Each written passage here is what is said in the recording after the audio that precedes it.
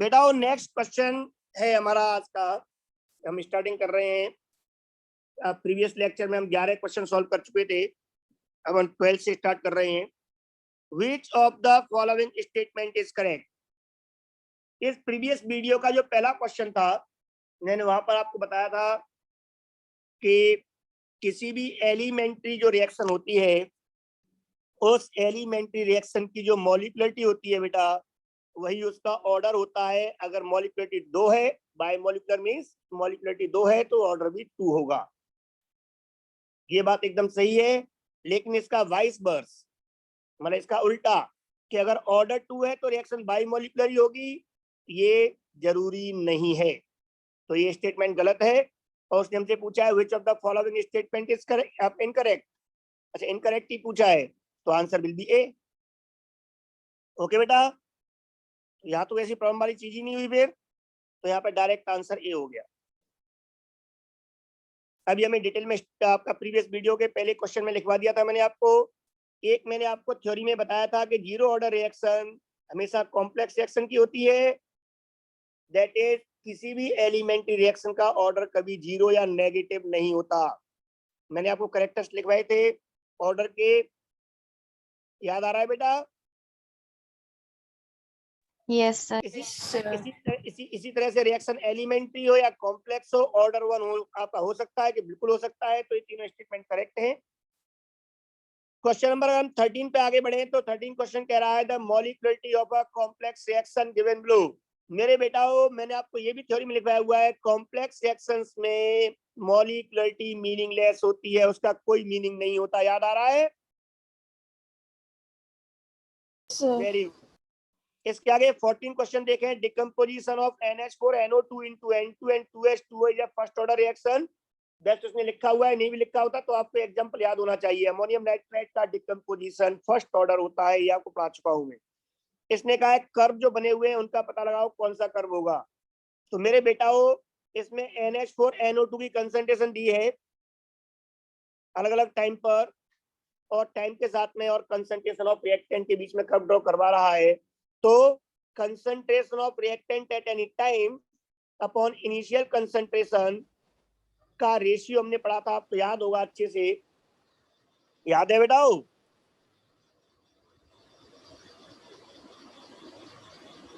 बोलो। Yes sir. Very good. तो क्या था वो?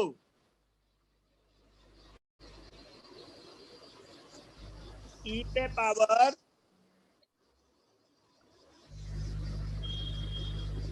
बोलो बेटाओ, मैंने आधा बोल दिया, ई पे पावर माइनस के टी। याद आ रहा है ना? Yes sir. Very good. तो जब ई पे पावर माइनस के टी है, तो आप लोग समझते हो यहाँ पर बेटा हो कि कंसंट्रेशन जो ए की किसी भी टाइम पर टी के एक्सपोनेंशियली डिपेंड कर रही है, वो भी नेगेटिव, मतलब एक्सपोनेंशियली डिक्रीज होगी टाइम बढ़ने पर। तो आंसर क्या हो जाएगा? D. Any problem? No sir. Very good. बस एक ही जगह पर आप NH4NO2 लिख दो, मैंने रिएक्टेंट ए लिए हुए हैं। अब यहाँ पे इसके आगे बात करते हैं 15 क्वेश्चन की। इसने कहा है HI जो है वो गोल्ड सरफेस पर अगर एडजॉर्ब होती है गैस, तो जीरो ऑर्डर रिएक्शन है। वैसे आपको मैंने जीरो ऑर्डर रिएक्शन के एग्जांपल्स में लिखाया हुआ है कि ऑक्लूजन दैट इज किसी भी गैस का सरफेस पर जो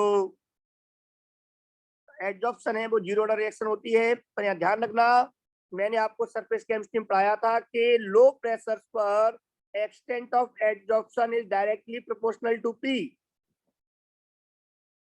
ये भी आपको याद होगा।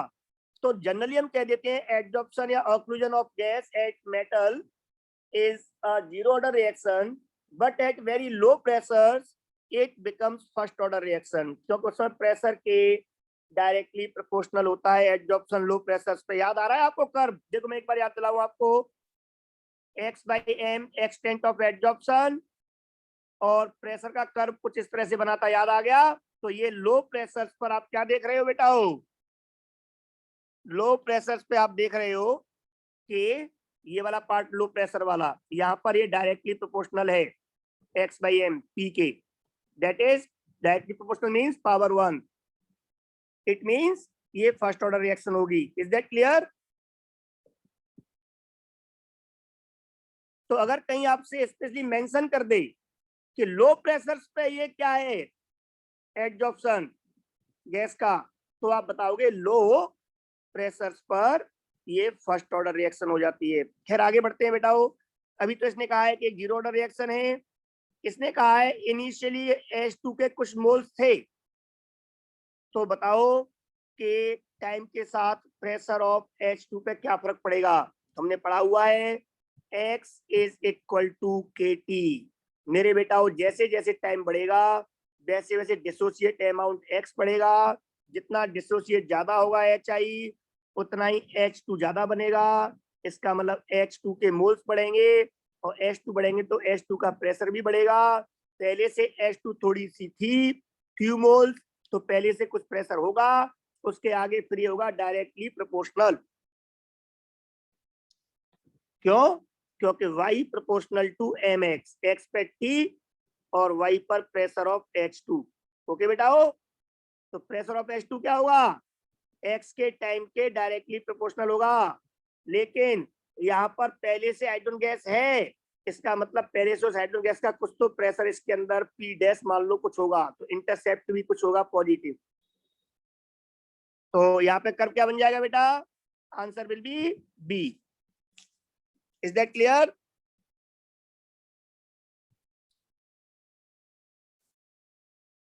बेटा क्लियर हो गया इतना?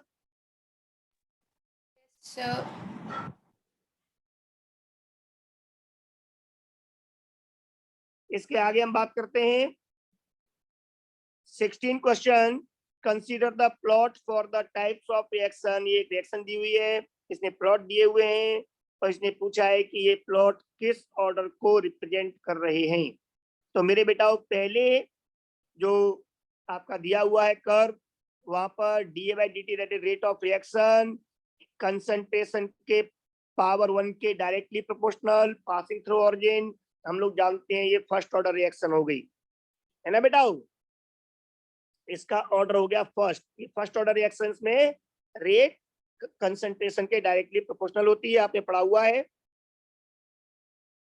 इसके बाद में मेरे बेटाओ अगर मैं बात करता हूं यहाँ पर इस दूसरे क्वेश्चन की, तो दूसरे क्वेश्चन में क्या हो रहा है बेटा? एक स्ट्रेट लाइन बता रही है कि कंसंट्रेशन यूनिफॉर्मली डिक्रीज हो रही है और कंसंट्रेशन एक ही टाइम टी के साथ में यूनिफॉर्मली डिक्रीज हो रही है, एक कांस्टेंट रेट से डिक्रीज हो रही है। इसका मतलब कांस्टेंट रेट किसकी होती है? जीरो ऑर्डर रिएक्शन की। तो इसका मतलब ये जीरो ऑर्डर रिएक्शन हो गया। ओके बेटाओ,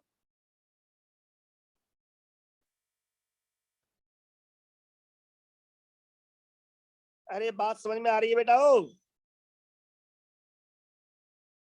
और यहाँ पर आप देखें, यहाँ देखें सेकंड ऑर्डर रिएक्शन ये है, ये आपका सेकंड ऑर्डर रिएक्शन है। कैसे पता लगा?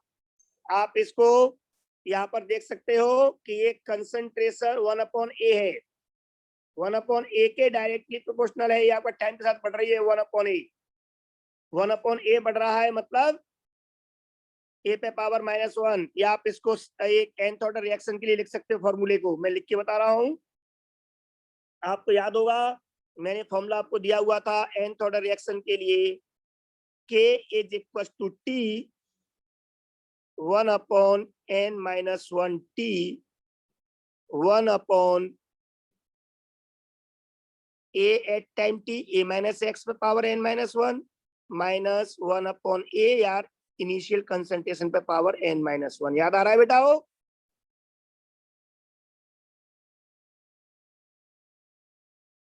बोलो याद आ रहा है कि नहीं आ रहा है?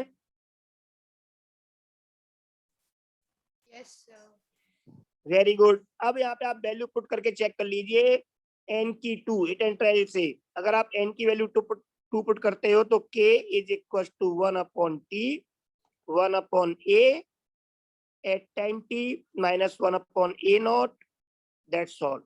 क्योंकि n-1 करोगे तो 2-1 दैट इज 1 हो जाएगा। अब यहाँ पे जो कर्व ड्रॉ किया उसके लिए t को इधर ले आओ तो ये kt हो जाएगा, is equal to 1/A at time t minus 1 upon A naught, इसको इधर लाओगे तो प्लस का हो जाएगा, 1 upon A at time t is equal to के t plus 1 upon A naught. आप इसे कंपेयर करो y is equal to m x plus c से, तो आपको पता लग गया एक पॉजिटिव इंटरसेप्ट होगा, एक स्ट्रेट लाइन भी होगी टाइम टी के साथ एक्स एक्सिस पे लोगे तो, और 1/a पूरे को आपने y एक्सिस पे लिया है, a को नहीं लिया है, 1 upon concentration of A at time T के साथ, जिसका स्लोप एम भी पॉजिटिव होगा। तो ये कर्व हमें इसको शो कर रहा है, जहाँ पे स्लोप भी पॉजिटिव है, तो ये क्या हो गया, सेकंड ऑर्डर रिएक्शन। तो answer will B D. Any problem? वैसे आप लोगों को मैंने ये करेक्टर्स में zero order, first order, second order में बहुत सारे कर्व्स बनवाए हैं, और उन कर्व्स के अकॉर्डिंग आप इन्हें कोरिलेट भी कर सकते थे। अगर हम 17 क्वेश्चन को देखें बेटाओ, तो 17 क्वेश्चन में है, if decomposition of reaction A to B follows first order kinetics, तो graph of rate of reaction दिए हुए हैं अगेंस्ट बी के साथ दिए हुए हैं, मतलब प्रोडक्ट की कंसंट्रेशन के साथ या उसके रेस्पेक्ट में।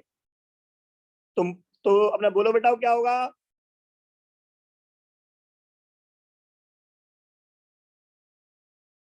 ये फर्स्ट ऑर्डर काइनेटिक्स है, ग्राफ दिया हुआ है रेट ऑफ रिएक्शन का, ठीक है ना।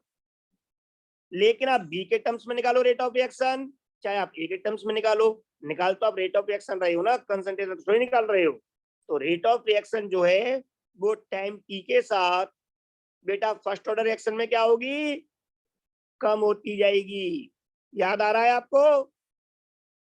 अरे फर्स्ट ऑर्डर रिएक्शन के लिए rate is equal to K, concentration of ए ले लेते हैं, तो कंसंट्रेशन जैसे जैसे बी का बढ़ेगा वैसे वैसे ए का कम होता जाएगा, कंसंट्रेशन ए का कम होगा तो मेरे बेटा क्या होगा, रेट भी कम होती जाएगी। Is that clear?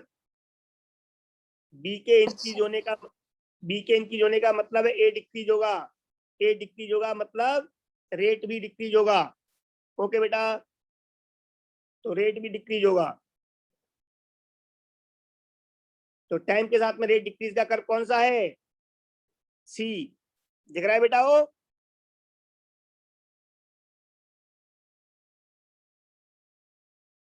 So answer will be C. अब हम नेक्स्ट क्वेश्चंस लेते हैं इसके आगे। बेटा हमने क्वेश्चन नंबर 18 से स्टार्ट करना है, 17 तक हम डिस्कस कर चुके हैं। तो क्वेश्चन नंबर 18 में आपको दिख रहा है, consider the plots given below for the types of reactions. पहले में हाफ लाइफ बेटा कांस्टेंट है, मैंने बताया हुआ है फर्स्ट ऑर्डर रिएक्शन में हाफ लाइफ डिपेंड नहीं करती है। याद आ रहा है बेटा वो? Yes, sir.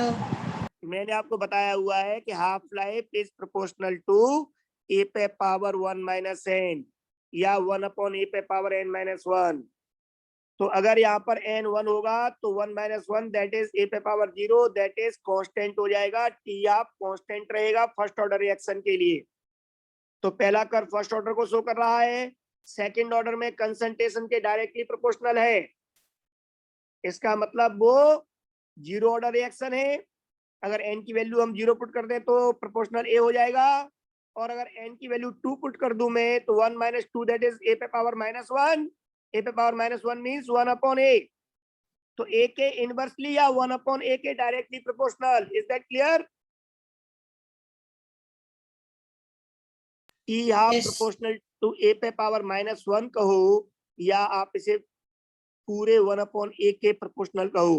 तो टी हाफ 1 अपॉन a के प्रोपोर्शनल है, मतलब सेकंड ऑर्डर रिएक्शन है। तो पहली रिएक्शन क्या हो गई, फर्स्ट ऑर्डर, सेकंड हो गई जीरो ऑर्डर, और थर्ड हो गई सेकंड ऑर्डर। तो आंसर हो गया 102, that is answer will be C. Okay बेटाओ, वेरी गुड। इसके आगे क्वेश्चन दिया है, for a zero order reaction plot of a minus x versus time क्या होगा। तो ये भी आपको पढ़ाया हुआ है मैंने, एक बार फिर देखो। मैंने आपको जीरो ऑर्डर रिएक्शन के लिए लिखवाया है बेटा, याद हो आपको integral rate equation x is equal to के टी, लेकिन इसने कर्व खींचा है a माइनस एक्स के साथ, तो मैं इसको a minus X is equal to a minus K T लिख सकता हूं, और मैंने आपको लिख के ही बताया था। अब मैंने यहाँ पर क्या किया, अब मैंने यहाँ पर y एक्सिस पे लिया a minus x, x axis पे लिया है t, इसका मतलब ये हो गया equation y is equal to m x plus c को फॉलो कर रहा है। इससे क्लियर हो गया बेटाओ कि यहाँ पे जो स्लोप है वो नेगेटिव है, m क्या है माइनस के, दैट इज स्लोप नेगेटिव है, और इंटरसेप्ट जो है c वो a दैट इज ये पॉजिटिव है। ओके बेटाओ, और positive means not equal to zero, zero नहीं है, कुछ वैल्यू है, नॉन जीरो भी कह सकते हैं, तो ऑप्शन के अकॉर्डिंग हम चेंज कर लेंगे। तो यहाँ पे c नॉन जीरो है, तो जहां पे c जीरो लिखा है इंटरसेप्ट, वो ऑप्शंस हो गए गलत। ओके बेटाओ, तो ए भी गलत, बी भी गलत। अब बचा सी और डी। अब हम सी में देखें तो स्लोप यहाँ पे पॉजिटिव है, तो ये भी गलत, क्योंकि स्लोप नेगेटिव आ रहा है, सो answer will B D. Clear हो गया, negative slope non zero intercept. बेटा इज दैट क्लियर?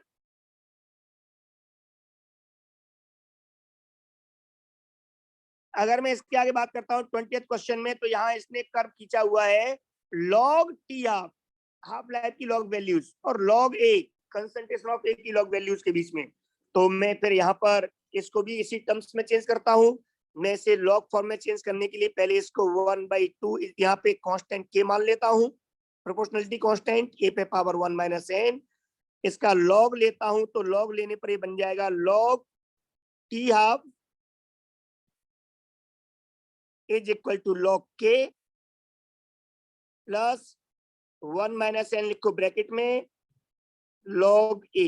बोलो बेटा ऐसे बन जाएगा।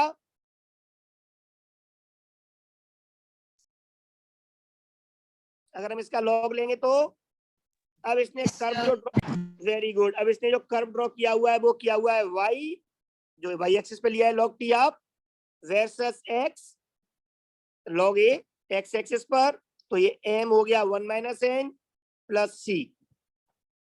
ओके बेटाओ, अब इसने कर्व हमें बना के दे दिया है, पर मेरे इस फॉर्मूले से अगर मैं कंपेयर करूं तो स्लोप आ रहा है मेरे अकॉर्डिंग 1 माइनस एन, और स्लोप आ रहा है अकॉर्डिंग टू क्वेश्चन हम जानते हैं 1045 डिग्री, और ये 45 दिया हुआ है यहाँ पे इसने थीटा, तो कितना आ रहा है 1, ये गिवन है क्वेश्चन में।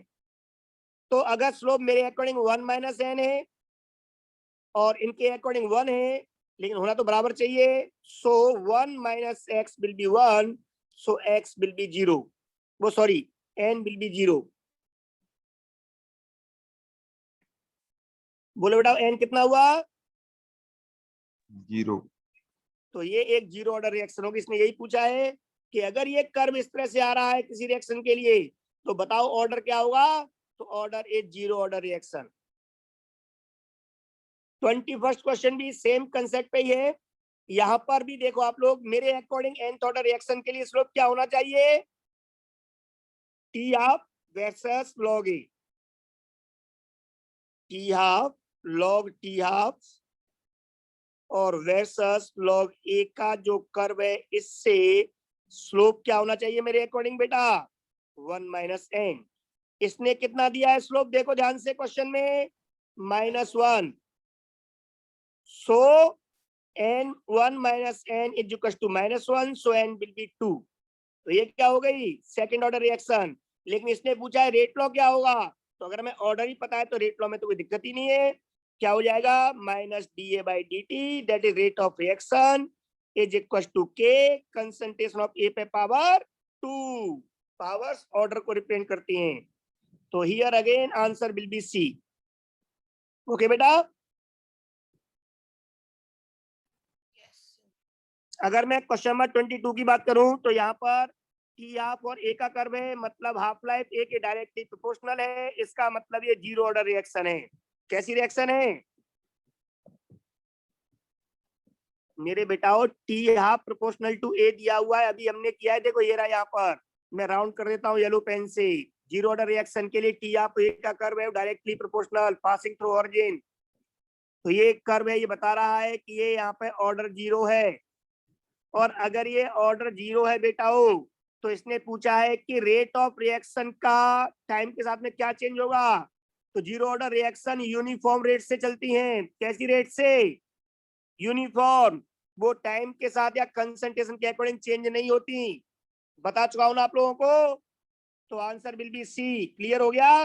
Rate of reaction is constant, uniform rate. Clear हो गया बेटाओ? Yes. बोलो बेटा, क्लियर हो गया यहाँ तक? मैंने बेटाओ प्रीवियस वीडियोस में मैंने आपको एक डीपीपी भेजा था, एक प्रैक्टिस क्वेश्चंस भेजे थे, आपने होमवर्क में दिए थे क्वेश्चन सॉल्व करने के लिए।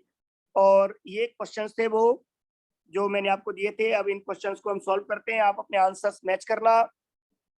हम देखते हैं कि हमारे आंसर्स जो हैं वो किस तरह मैच करते हैं।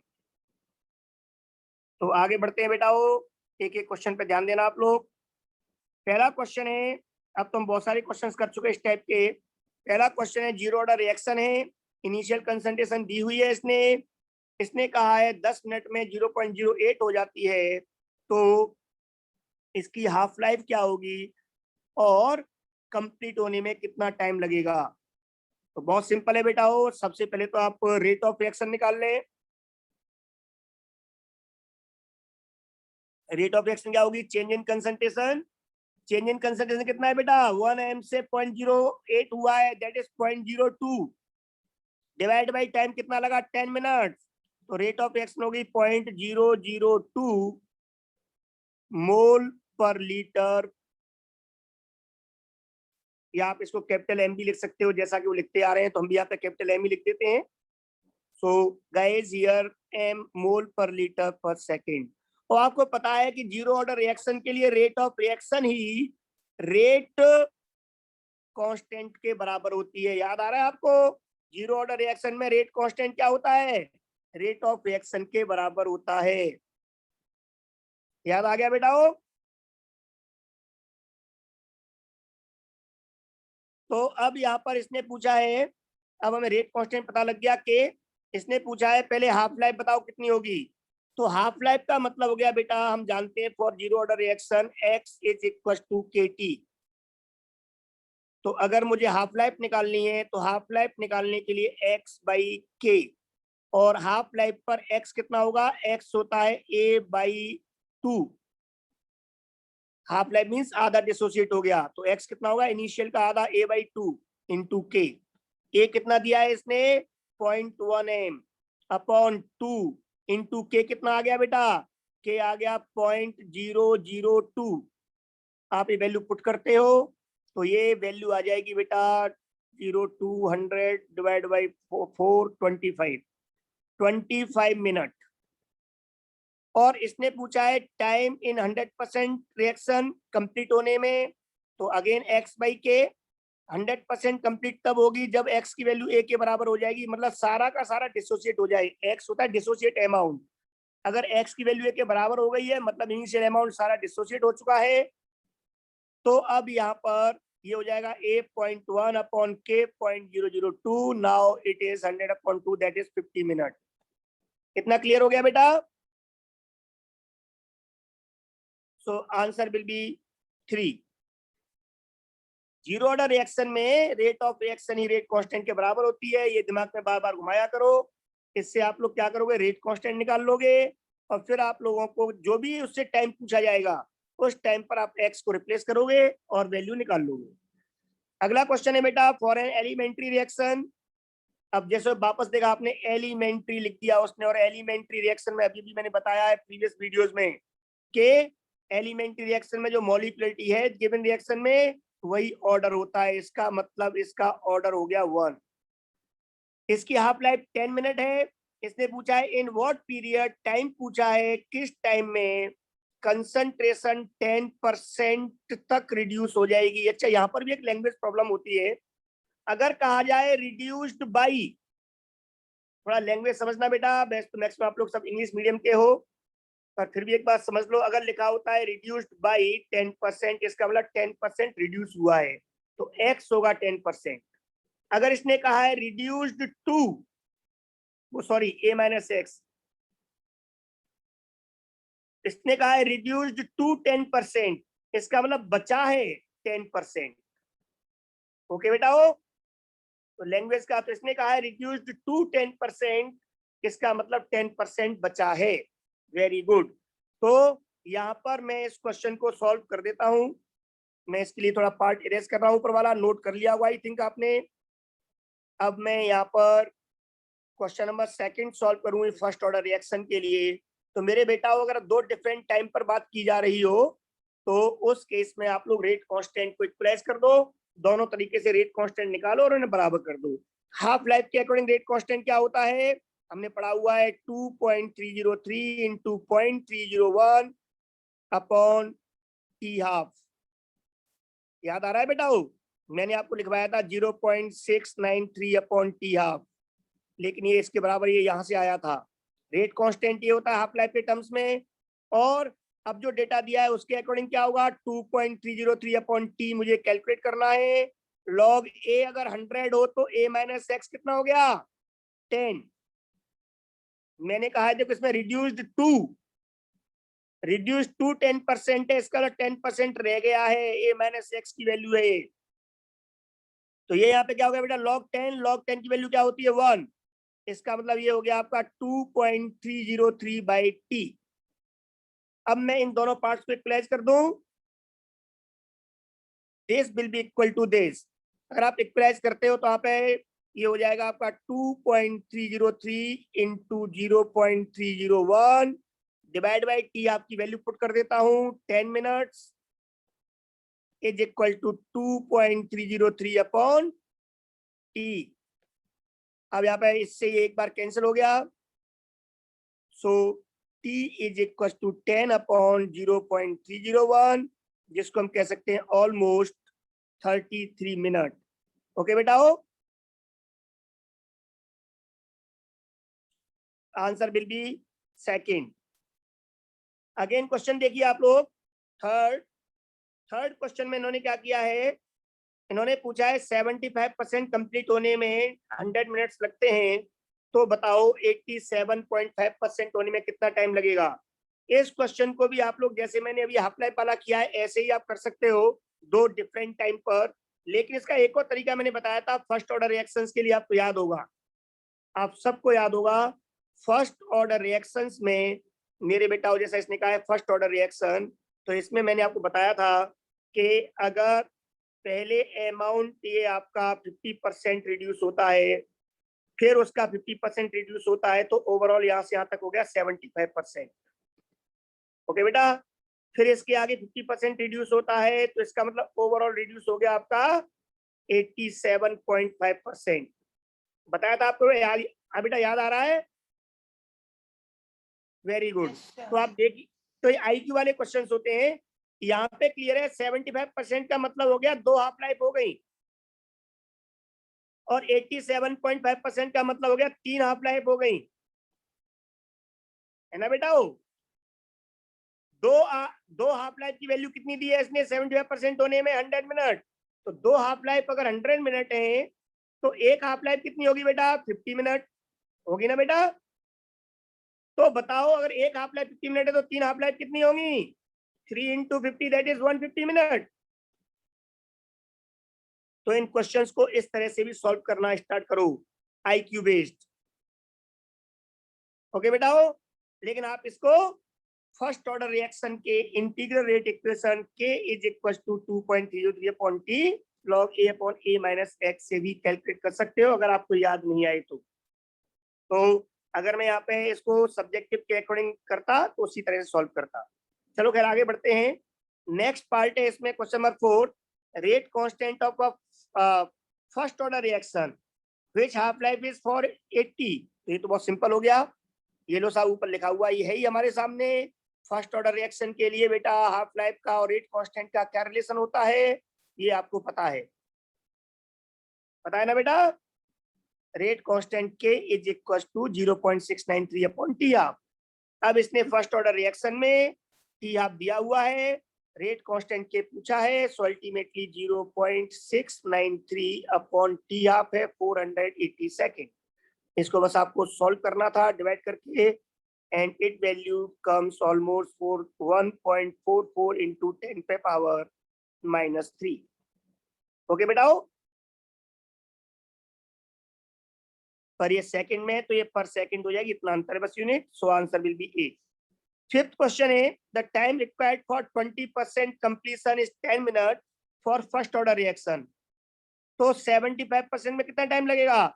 अब आप इसको 50 के अकॉर्डिंग रिलेट नहीं कर सकते। अब ये जो ट्रिक मैंने बताया था वो अब यहाँ पर यूज नहीं होगा, तो यहाँ पर हम वही करेंगे जो जेन्युइन हमारे सामने होना चाहिए। और वो क्या है जेन्युइन, वो आप देख लीजिए कि हम रेट कांस्टेंट को 2 बार अलग अलग डेटा से लिख करके इक्वलाइज कर देंगे। रेट कांस्टेंट रिएक्शन के लिए कांस्टेंट होता है।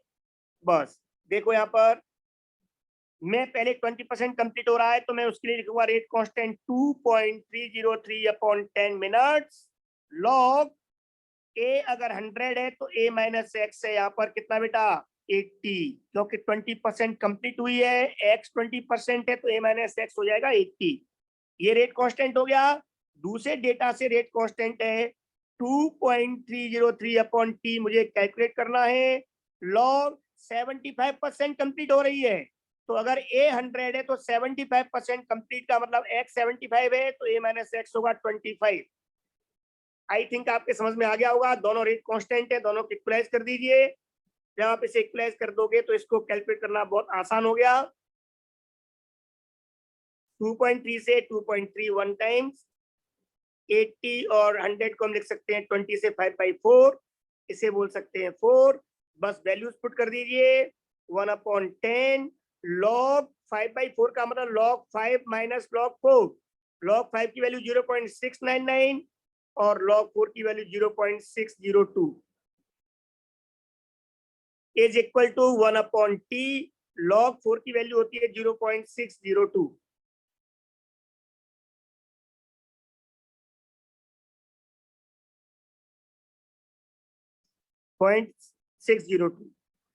अब बेटा हो केवल आपको यहाँ पे से कैलकुलेट करना रह गया है।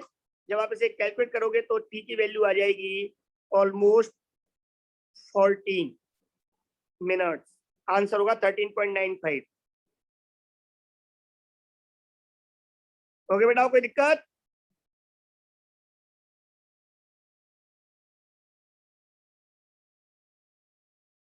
अगला क्वेश्चन आप देखें 7, तो 7 क्वेश्चन में भी बिल्कुल यही प्रोसेस है।